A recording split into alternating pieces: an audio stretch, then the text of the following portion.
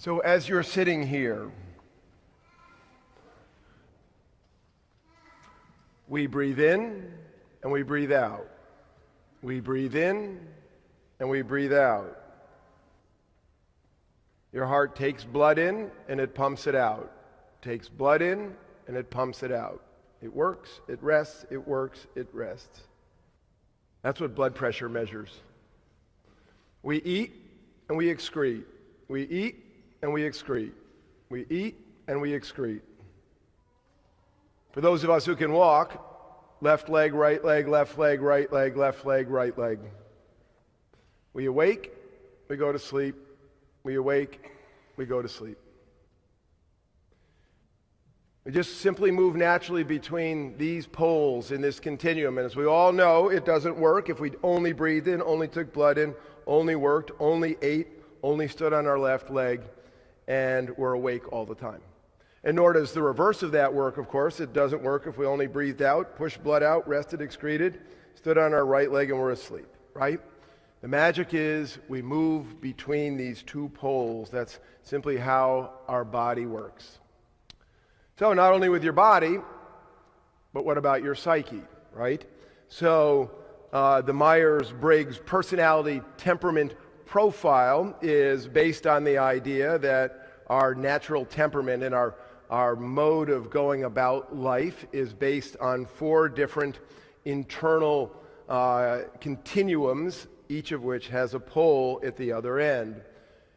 And the first continuum is how energy flows in our bodies, and it is based on the idea of introversion and extroversion.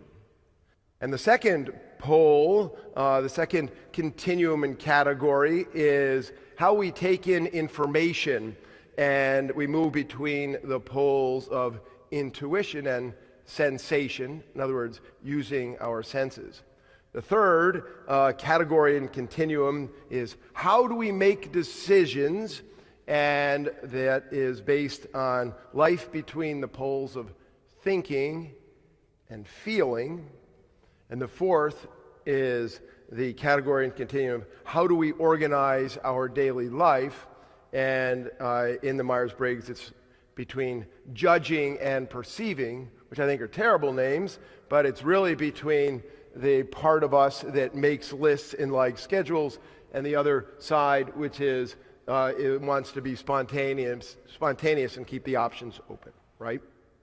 So we all have a natural place to be on these 4 different continuums, and these continuums, where we are on these continuums, changes over time. If those of you who've taken your Myers-Briggs, if you do it over time, it's interesting to see. And we also change depending on particular circumstances. Now, I came in touch with this continuum theory, which is based in the work of Carl Jung.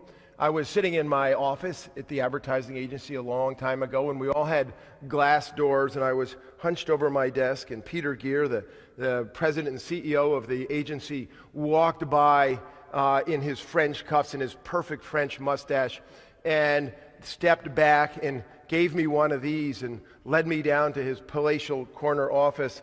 And he said to me, "My wife is the head of Jungian Shrinks of America." And he went into telling me Jungian theory. And he said, and one of these continuums has meaning on one end, and on the other end is game. And he said, you are a meaning person, and advertising is all game. It doesn't mean anything. He said, we're just solving word and picture puzzles. And he said, you're in the wrong job. And I said, I know. He said, you should change jobs. And I did, because I got fired. It was great. They gave me 3 months severance. So I was at a yoga class in Westport a few weeks ago in a small little hot room with a bunch of people. And the yogi came in and she had 2 pictures on the wall. And on the left side, she had a picture of the sitting Buddha. And on the right side, she had a picture of a whirling dervish.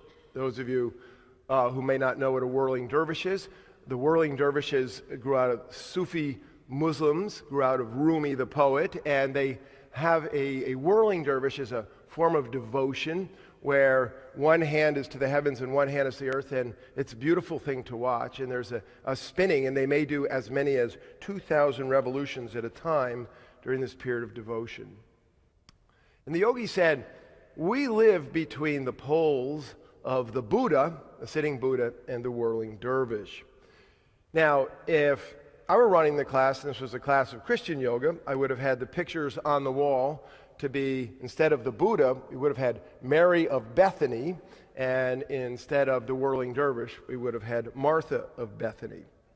So the story that we just heard in the gospel, the story of Jesus visiting the home of Mary and Martha, and also Lazarus, right? Lazarus is her brother, but he doesn't figure into this story, is an iconic story that creates paradigms for the Christian spiritual life.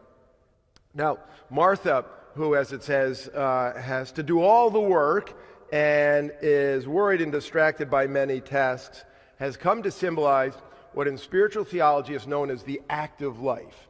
And the active life has a theology that comes out of it called ascetical theology. And ascetical theology essentially teaches us practical advice on how to have a spiritual relationship with God and how to grow in that relationship, and by following those practices to be transformed so that we can love God more and love our neighbors more. That's essentially the business.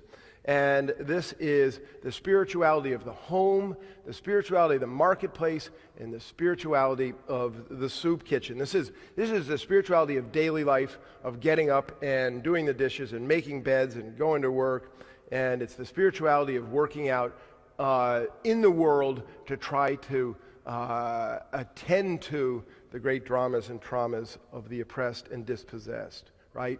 This is the spirituality of most people, the active life.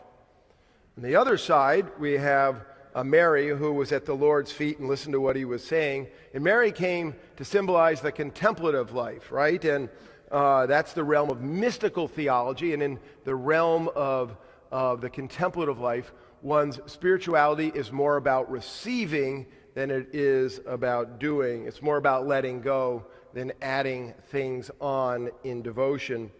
And in this side of the so-called ledger, this pole, we have that by God's grace, our spiritual senses, our intuitive senses, might begin to experience the reality of the divine who pushes the divine self, and our senses are able to receive it. And so we can receive, in some sense, movements of the God indirectly or directly.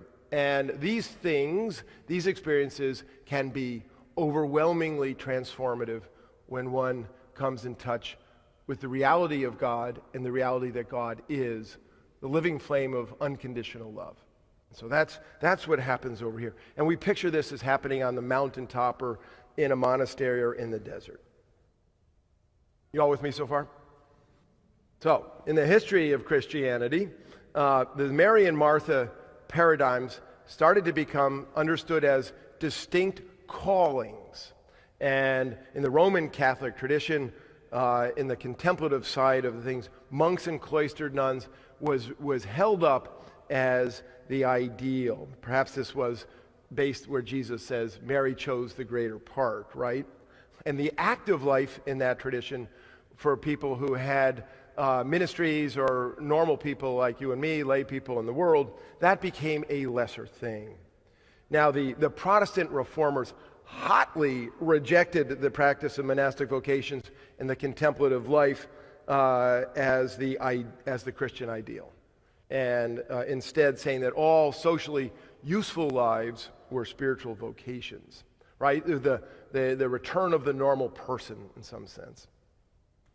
So the point for us now is that Mary and Martha are not an either-or proposition, right? And it's not that one is better than the other. Mary and Martha are a both-and proposition. And in the spiritual life, Mary and Martha are not two different lives at all. They're one spiritual continuum with Mary at one pole and Martha at the other pole. And the point for all of us is that all Christians participate in both aspects of the spiritual life to the degree that is suitable to their temperament, to their occupation. Yeah, okay, that died. So I hope there was nothing theological involved with that. So in the spiritual lives, the idea is this, that we are to go from contemplation to action, to contemplation to action, contemplation to action. This is what St. Ignatius of Loyola had in mind when he was teaching about it. So that the magic, of course, is in the rhythm and in the balance, right? It's not in one or the other. And trouble sets in when we get out of rhythm and we get out of balance, right? And so I think that that's really what is happening in the story this morning, right? So Jesus is visiting with his friends. Mary and Martha and Lazarus are clearly the family that he is closest with, perhaps even more than his own family, as far as we can tell in the scriptures. And Martha is running around. She is distracted and she is worried. In other words, she is like most of us, right? And he says to her, Martha, Martha. This is a tender and loving Jesus reaching out with a soft face and a tender heart to just say to her, it's okay. It's just okay. Why don't you come down and have a seat for a moment? We're talking, right? And so this is taking the active life and leaning it into the contemplative life, right? Just a moment in real life, real household activity. Now, the opposite can also be true. The story in my life is not a Martha story. I have a Peter story, and the staff has heard me tell it. So I was talking to my spiritual director a few months ago, and we were talking about a lot of things, and at the end I said to him something like, I really like my time on my prayer mat, and it just always seems like I just always have to get up and go to work and go to meetings. And I was whining, okay? I was fussing. Kind of like Martha is fussing. Jesus, can't you do something to get Mary up to fix this? And so I was whining, and I was thinking I was so holy and I was so pious, right? I thought, this guy's going to love me for saying this stuff. Wrong again, right? So I'm living on the spectrum of egocentric fool and spiritual glutton, okay? So I'm picking my spot on that. And he says to me, without missing a beat, he said, you have a lot to do. Just get up and go to work and go to your meetings. God is as present to you in the meetings as when you're kneeling on your prayer mat, right? So back to just being a normal guy. So here's the truth of it. We spend our whole lives dancing between the poles of Mary and Martha, which is not exactly the same as pole dancing with Mary and Martha. That's the sermon I really want to write. So this rhythm is simply built into our nature, right? Think about it. So while you've been listening to me, if you're listening, you've breathed in, you breathed out, your heart pumps, it rests. Remember, we eat, we excrete, left leg, right leg, work, rest, sleep. We move around between introversion and extroversion, intuition and sensation, thinking and feeling, and being open and being closed. And we move around between prayer and action. That's just the way our life works. We sit at the feet of Jesus. We go work for a dog, like a dog for God. That is how Jesus' disciples lived. They did everything from sitting to, remember, feeding the 5,000, they're working. Now, anyone who does yoga knows that if you stand on one leg for too long, you'll wobble and you'll fall out of balance. And that is what happens to our spiritual lives. We stand oftentimes on one leg for too long and we wobble. So when you wobble and you fall out of relationship with Jesus, and that can be you spend too much time on your mat like Mary and you're really getting into the spiritual gluttony of it, or it can be that you're like Martha and you're attending to every detail and you're distracted and you're dissipated and you're worried, just don't sweat it. Just move to the other pole, because Jesus is there waiting for you. Jesus is always there. What we need to do is just have enough self-awareness to just move toward him for the place and the time that we need, in the space, in the time that we need, depending on our temperament, our occupation, and the circumstances of our daily lives.